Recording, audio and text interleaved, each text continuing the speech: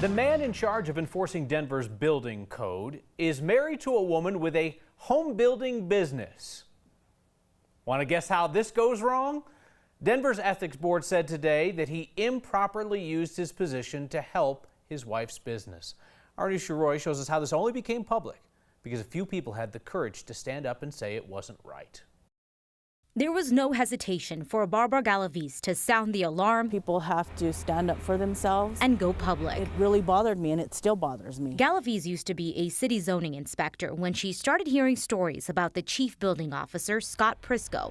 He's in charge of enforcing Denver's building code focused on safety and spearheading how to make construction more sustainable. I had been with the city for 17 years and had never done anything like that. But Galaviz couldn't let go of the irony when she heard Prisco used his position to help his wife's business. It's called Hip Homes and builds sustainable houses, including one in Denver. I was really upset because my husband and I have a business, and I was told that I had to sign a form every year saying that we would not do business in Denver. Another inspector told the Denver Ethics Board he felt uneasy. He says the Hip Homes project didn't have all the paperwork he needed for an inspection, but he did it anyway because he was worried about repercussions when he realized Prisco was involved. We'd like to commend them for coming forward. This morning, the Ethics Board unanimously voted. Aye. Aye.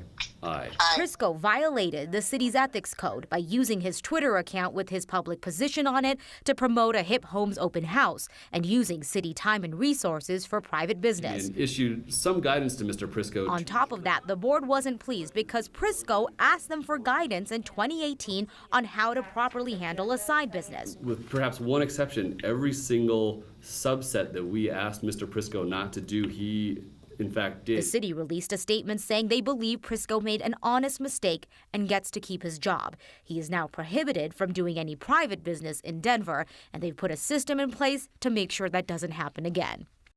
So in order to do that, the city has designated another person to take any questions about that one Hip Homes property in Denver. And Prisco has to remove any mention of his city job from his social media, which the city said he's already done, including that tweet that we showed. He has removed his position from social media at this point. So we often hear like a slap on the hand, but the ethics board can't even slap his hand. They can't even touch his hand. They can just say, you did wrong, and now. And here's a letter about it. And it's up to the city department to basically figure out what those next steps are, which is what we just talked about, but they're not even obligated to follow up with the ethics board. But the city said, hey, if you're not doing enough, please tell us because we're open to recommendations. So now it goes to his boss, who reports to Mayor Hancock, and we find out if there's any punishment coming down for him. All right. Thank you, Nusha.